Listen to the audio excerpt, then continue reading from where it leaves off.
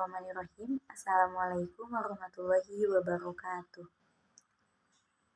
Alhamdulillahirrabbilalamin wabihi nasta'in wa ala umuri dunya waddin wassalatu wassalamu ala asrofil anbiya'i wal mursalin wa ala alihi wa sahbihi ajmain. Amma ba'du. Pertama-tama dan yang paling utama, marilah kita panjatkan puji dan syukur kita kehadirat Allah Subhanahu wa taala. Dan sholawat serta salam tak lupa tercurah limpahkan kepada junjungan kita yakni Habibana wa Nabiyana Kanjeng Nabi Muhammad Sallallahu Alaihi Wasallam. Sebelumnya, yang terhormat dosen pengampu mata kuliah Ilmu Pendidikan Islam, dan yang saya banggakan kawan-kawan seperjuangan pendidikan agama Islam. Sebelumnya, perkenalkan, nama saya Amelia Lestari, NIM 11920200028. Di sini saya akan mempresentasikan mengenai lembaga dalam ilmu pendidikan Islam. Secara etimologi, lembaga adalah asal sesuatu, acuan, sesuatu yang memberi bentuk pada yang lain, badan atau organisasi yang bertujuan untuk mengadakan suatu penelitian, keilmuan atau melakukan sesuatu usaha. Sedangkan yang dimaksud dengan lembaga pendidikan Islam menurut Hasbullah adalah wadah atau tempat berlangsungnya proses pendidikan Islam yang bersamaan dengan proses pemberdayaan. Kelembagaan pendidikan Islam merupakan subsistem dari masyarakat atau bangsa. Dalam operasionalitasnya selalu mengacu dan tanggap kepada kebutuhan perkembangan masyarakat. Tanpa bersikap demikian, lembaga pendidikan Islam dapat menimbulkan kesenjangan sosial dan kultural. Kesenjangan inilah menjadi salah satu sumber konflik antara pendidikan dan masyarakat. Tujuan lembaga pendidikan Islam. Menurut Muhaimin, lembaga pendidikan Islam secara umum bertujuan untuk meningkatkan keimanan, pemahaman, penghayalan, dan pengamalan peserta didik tentang agama Islam, sehingga menjadi manusia muslim yang beriman dan bertakwa kepada Allah Subhanahu wa taala secara berakhlak mulia dan kehidupan pribadi, bermasyarakat, berbangsa, dan bernegara. Tujuan lembaga pendidikan Islam maka tidak terlepas dari tujuan pendidikan Islam itu sendiri, yang mana tujuan pendidikan Islam digali dari nilai-nilai ajaran Islam yang bersumber dari Al-Quran dan Hadis. Untuk materi selanjutnya yaitu prinsip-prinsip lembaga pendidikan Islam.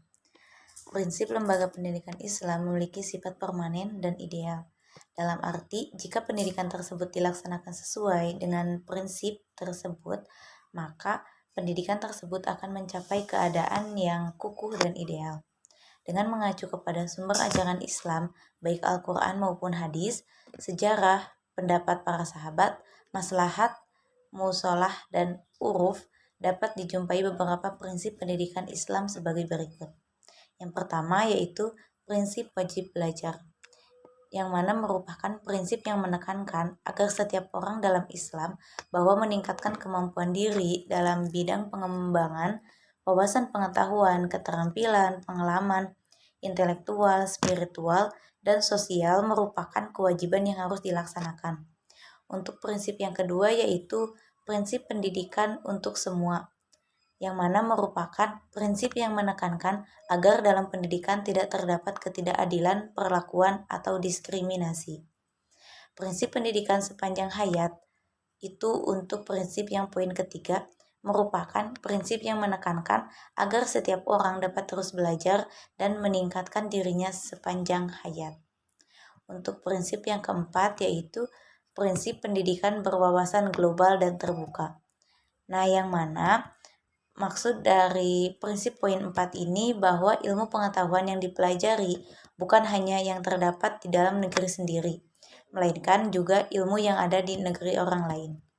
Untuk prinsip yang poin 5 yaitu prinsip pendidikan integralistik dan seimbang, adalah prinsip yang memadukan antara pendidikan ilmu agama dan pendidikan umum. Untuk prinsip yang keenam yaitu pendidikan yang sesuai dengan bakat manusia, yang mana ini merupakan prinsip yang berkaitan dengan merencanakan program atau memberikan pengajaran yang sesuai dengan bakat, minat, hobi, dan kecenderungan manusia sesuai dengan tingkat perkembangan usianya. Untuk prinsip yang ketujuh yaitu prinsip pendidikan yang menyenangkan dan menggembirakan.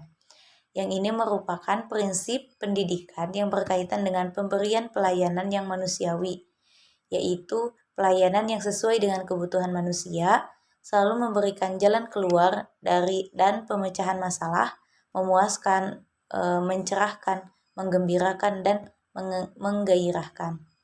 Untuk prinsip yang kedelapan yaitu prinsip pendidikan yang berbasis pada riset dan rencana, yang mana merupakan pendidikan yang dilaksanakan dan dikembangkan berdasarkan hasil penelitian dan kajian yang mendalam, dan bukan berdasarkan dugaan atau asal-asalan. Untuk prinsip yang terakhir yaitu prinsip pendidikan yang unggul dan profesional, yang mana ini merupakan prinsip pendidikan yang menunjang tinggi dalam mengutamakan mutu lulusan yang unggul dan ditopang oleh berbagai komponen pendidikan lainnya yang unggul pula. Jenis-jenis lembaga pendidikan Islam. Berbicara tentang lembaga pendidikan sebagai wadah berlangsungnya pendidikan, maka tentunya akan menyangkut masalah lingkungan di mana pendidikan tersebut dilaksanakan.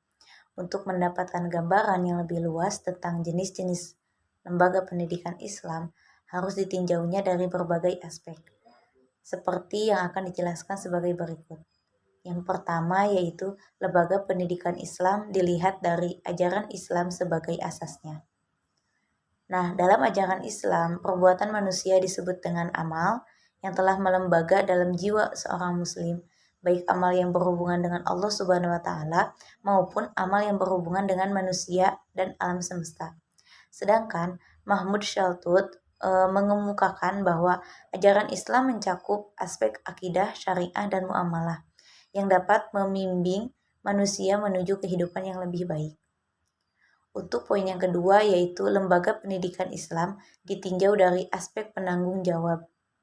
Tanggung jawab kependidikan merupakan suatu tugas wajib yang harus dilaksanakan karena tugas ini satu dari beberapa instrumen masyarakat dan bangsa dalam upaya mengembangkan manusia sebagai khalifah di bumi.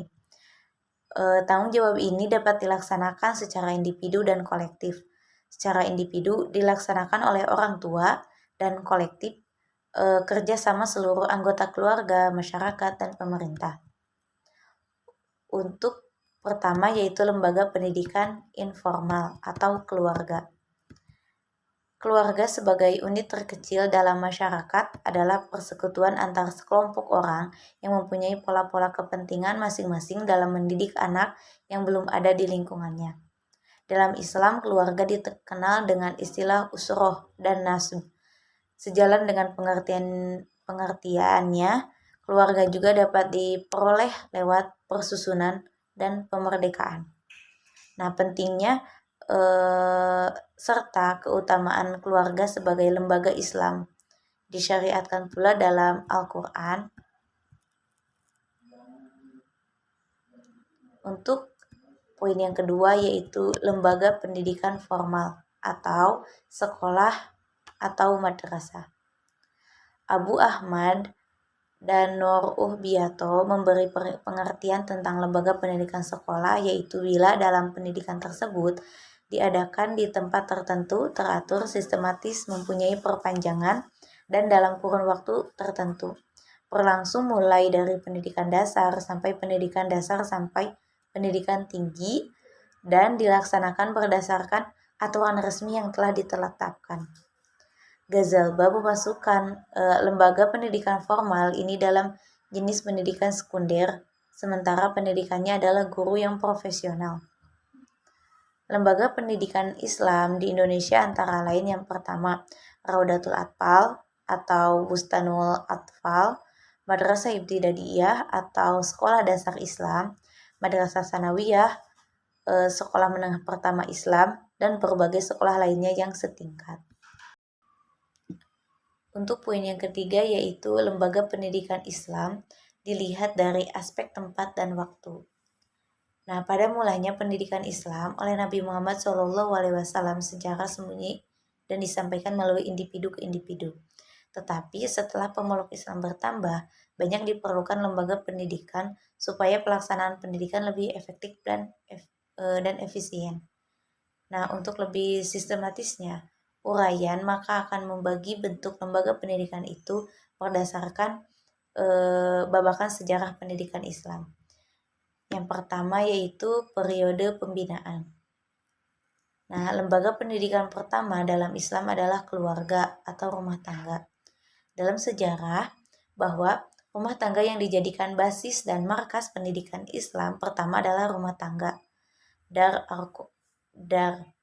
Arkom bin Abi Arkom, rumah sebagai lembaga sosial pendidikan dalam Islam. Itu pun disyariatkan dalam Al-Quran yang artinya, ajarilah keluargamu yang terdekat. Itu terdapat dalam Quran Surat Asy-Syura ayat 214. Nah, secara formal di rumah Arkom inilah Nabi Muhammad SAW mengajarkan pokok-pokok ajaran Islam kepada para sahabat. Dan di sini pula Nabi Muhammad SAW menerima para tamu yang ingin bertanya tentang ajaran Islam dan orang yang ingin masuk Islam. Untuk yang kedua yaitu periode keemasan. Pada periode keemasan dan kejayaan pendidikan Islam terjadi pada masa dinasti Abbasiyah ataupun di masa dinasti Umayyah di Spanyol. Nah, pada periode ini daerah kekuasaan Islam meluas dari India dan di Asia Tengah dan sampai ke Spanyol dan Maroko. Nah, lembaga pendidikan periode ini selain keluarga, masjid dan kutab adalah masjid jami, istana khalifah, rumah-rumah para pangeran, menteri dan ulama, kedai dan toko buku, salon, ribat, rumah-rumah sakit, dan tempat-tempat eksperimen ilmiah serta Dar al-Hikmah, Bait al-Hikmah, Dar al-Ilm ataupun Dar al-Kutub. Nah, adapun karakteristik yang menonjol pada periode ini yang pertama, kesempatan untuk mendapatkan pendidikan kepada anak setiap orang Islam dengan cuma-cuma. Yang kedua yaitu sifatnya universal, toleran, berpikir luas, kreatif, dinamis, rasional, terdapat keseimbangan antara ilmu dan agama dan sumbernya dari Al-Quran dan Al-Hadis. Nah, untuk yang ketiga yaitu periode penurunan. Nah, dalam periode ini dimulai pada permulaan abad 11 Masehi sampai abad ke-15 Masehi. Pada periode ini perkembangan kebudayaan, peradaban, dan sains menurun di Timur Tengah. Lembaga-lembaga pendidikan Islam umumnya ditekankan fungsinya kepada studi keagamaan dan tempat pendidikan dan latihan bagi keperluan politik guna mempertahankan kepercayaannya dan politik Islam. Nah, karakteristik yang menonjol adalah tumbuhnya sekolah-sekolah untuk anak yatim dan anak-anak orang miskin, yaitu di bawah raja-raja makhluk di Mesir dan di Syria. Untuk periode selanjutnya yaitu periode stagnasi dan kehancuran. Nah, periode ini terjadi pada abad ke-15 sampai abad ke-19, yang mana keadaan lembaga pendidikan Islam pada masa ini mundur dan bahkan mengalami kehancuran. Masjid-masjid dan sekolah-sekolah yang terbesar dalam dunia Islam tampak megah dan indah, namun muridnya hanya sedikit dan mereka umumnya hanya mempelajari fikih saja. Nah, perhatian mereka terhadap ilmu keduniaan seperti ilmu ekonomi berkurang sekali, akibatnya bantuan ekonomi dan kebudayaan bagi pendidikan juga berkurang. Untuk periode selanjutnya yaitu periode modern. Pada permulaan abad ke-19 Masehi, dari periode ini umat Islam sudah mulai sadar akan kelemahan dan kemunduran kebudayaan dan peradabannya bila dibandingkan dengan dunia barat yang sudah maju. Nah, untuk kemajuan yang didapat oleh dunia Islam dalam bidang pendidikan sekarang, di samping hasil gerakan reformasi yang dilancarkan oleh pimpinan umat Islam sebelumnya seperti Muhammad Ibn Abdul Wahab yang antara lain menganjurkan kembali kepada Al-Quran hadis, yang mana masa kehidupan Nabi SAW di masa Khalifah Rasyidin di bawah pengaruh kebudayaan barat modern, sistem sekolah-sekolah dasar, menengah, sekolah-sekolah kejuruan, sekolah-sekolah teknik, dan sampai pada sistem universitas yang ada di Arab dan dunia Islam dipengaruhi disesuaikan atau adaptasi menurut pola barat, dan begitu juga halnya dalam hal penyusunan silabus dan kurikulum. Cukup sekian untuk materi yang dapat saya sampaikan. Mohon maaf jika banyak kesalahan dan salah-salah kata. Terima kasih. Wassalamualaikum warahmatullahi wabarakatuh.